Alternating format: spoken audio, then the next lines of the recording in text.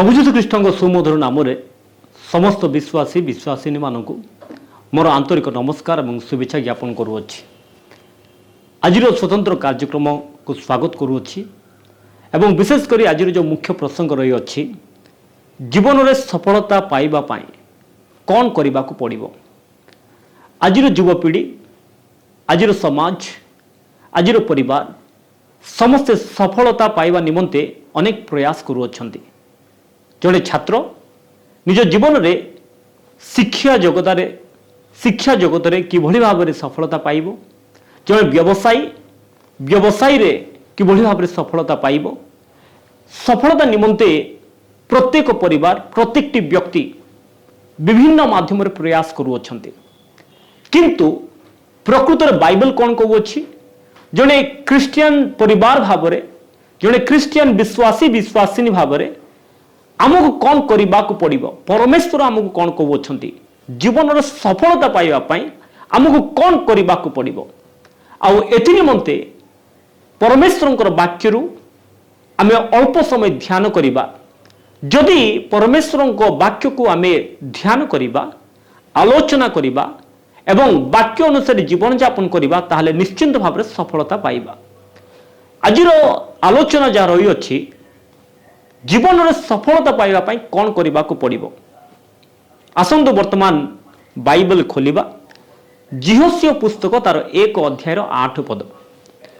जिहोशिया पुस्तक तार 1 अध्याय 8 पद एठारे ए प्रकार लिखा अच्छी एही व्यवस्था पुस्तक तुम मुखरु विचलित न हेउ मात्र तुम्बे तहिर लेखानुसारे मानिबाकू और करिबाकू दिवारात्र ताहा ध्यान कर।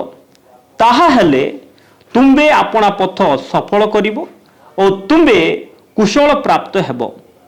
जिहोशिया को परमेश्वर अति स्पष्ट भाव में जिहोशिया जेतेबेले इस्राएल देशर नेतृत्व नेले जिहोशिया को परमेश्वर एई एकमात्र मंत्र बा एकमात्र व्यवस्था कि एकमात्र शिक्षा देले ताहा होची ईश्वरंकर वाक्य उपरे दिवारात्र ध्यान करिबा निमंते। आज आमे समस्ते निज निज अनुष्ठान को किभली भाव में सफलता करि परिबा कि व्यवसाय रे सफलता हबा निमंते अनेक समय अनेक लोकंकर परामर्श नेबा पई चेष्टा करूछु। अनुभूति अनेक समय आमे चेष्टा करूछु सफलता पाइबा निमंते किंतु बारंबार विफलता होउछु। तार कारण कौन? बोधहुए आमे परमेश्वर देइथिबा जिहोशिया को जो शिक्षा से शिक्षा हला ईश्वरंकर वाक्य को दिवारात्र ध्यान करिबा। तरे आम जीवन को पचारिबा प्रकृत में ईश्वरंकर वाक्य को आमे दिवारात्र ध्यान करूछु कि are we meditating the word of God? यह होछु सबुठ बड़ प्रश्न।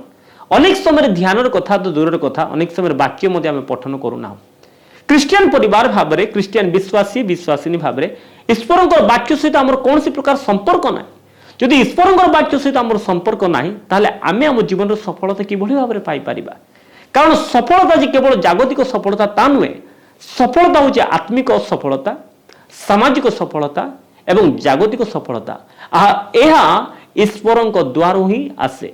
प्रिय बंधुगण एथि निमंते आमनकर जो आज मूल प्रसंग रहिला जीवन में आमको कौन करने को पड़ो सफलता पाइबा निमंते यार प्रथम विषय है आमको ईश्वरंकर वाक्य को दिवारात्र ध्यान करने को पड़ो।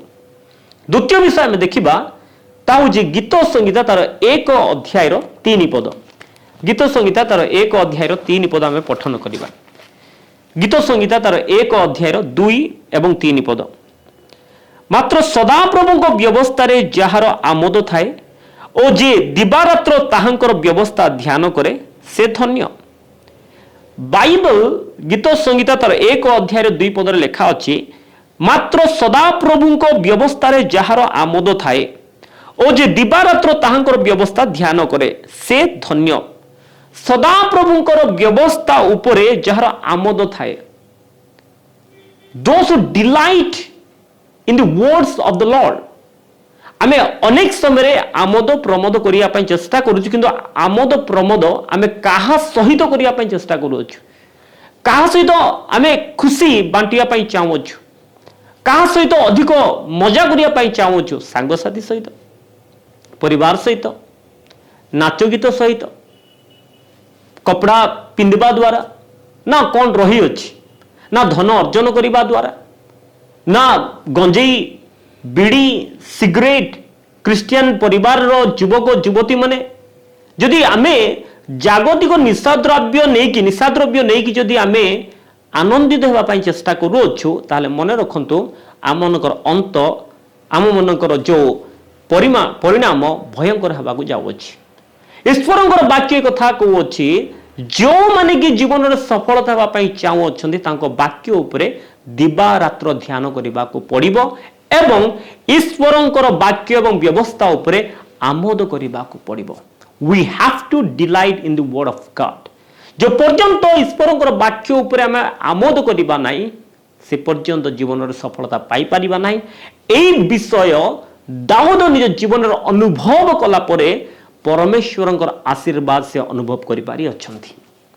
तृतीय विषय आम देखा कौन करिले जीवन में सफलता पाई परिबा हितोपदेश तार 3 अध्याय 5 पद आम पठन करवा हितोपदेश तार 3 अध्याय 5 पद आम पठन करवा एठारे एक प्रकार लिखा अछि तुम्बे सर्वांतकरण सहित सदा प्रभु ठारे विश्वास कर निज सुविवेचन रे आउजी पड़ नाही हितोपदेश तार 3 अध्याय 5 पद लिखा अछि तुम्बे सर्वांतकरण सहित सदा प्रभु ठारे विश्वास कर सर्वांतकरण सहित सदा प्रभु ठारे विश्वास करने को पड़ो 50-50 नुहे अधा जगत उपरे अधा व्यवस्था उपरे अधा सांगसाथी उपरे अधा परिवार उपरे ए 50-50 क्रिश्चियन लाइफ परमेश्वर घृणा करती जहाँ आम कहूँ डबल स्टैंडर्ड लाइफ दुई मना व्यक्ति ए दुई मना व्यक्तित्व को परमेश्वर घृणा करती किंतु से व्यक्ति सफलता पाइब जे परमेश्वरंकर उपरे सदाप्रभु उपरे सर्वांतकरण सहित सदाप्रभु विश्वास करे एवं केवल ताहा नुहे निज सुविवेचन रे आउजी पड़े ना अनेक समय आम निज निज विवेक अनुसार निज निज चिंताधारा अनुसार निज निज आलोचना अनुसार अनेक समय आम कार्य करने चेष्टा करूँ ना मु करी मो जीवन मो इच्छा अनेक समय बापा माँ को यह प्रकार प्रतिरोध करुँच उत्तर दियंती पिला माने मो इच्छा मु चाहूँगी मु करने चाहूँगी मते कहीं प्रतिवाद कर मो टंका मु केमिति भी खर्च करी मो जीवन मु केमिति ताकू व्यवहार करि पारिबी एई प्रकार जदि आमनकर चिंताधारा रहिबो ताहले जीवन रे सफलता पाई परिबा नै तो चिंता करंतु आपण मनकर निजस्व इच्छा रे जदि जीवन यापन करिया पई चाहूछंती ताले अल्प किछि दिन पर्यंत आपण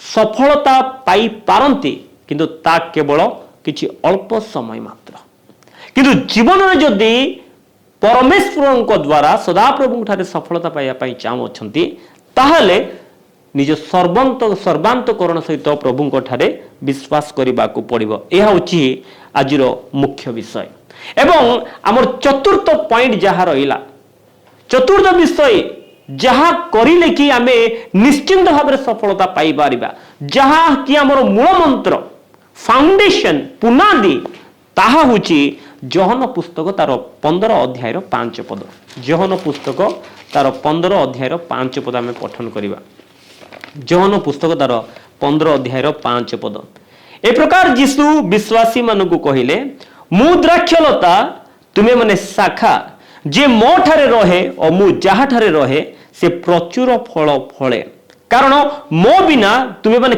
किछि करि पारो नाही जे मो ठारे रहे मु जहा ठारे रहे से प्रचुर फल फले कारण मो बिना तुमे माने किछि करि पारो नाही यीशुको बिना सदा प्रभुको बिना आमे किछि भी करि परिबा नाही प्रिय बंधुगण मन रखा पड़ो आज आम जीवन को परीक्षा करवा आम हृदय मंदिर सदाप्रभु अच्छा तो सदाप्रभुंर हृदय आमे अच्छु तो ये प्रश्न आज आम निज मन को पचारिबा निज निज को पचारिबा आत्मसमीक्षा करवा आमर हृदय मंदिर आम क्या स्थान दे अच्छु प्रभु को ना जगत को ना जगतर प्रलोभन उपर आम आसक्त रही अच्छु जदि जीवन सफलता पाइबा चाहूँ ये 4टी विषय को आमे निज जीवन रे कार्यरत करने को पड़ो प्रभुंक ठारे सदाप्रभुंक ठारे विश्वास करने को पड़ो।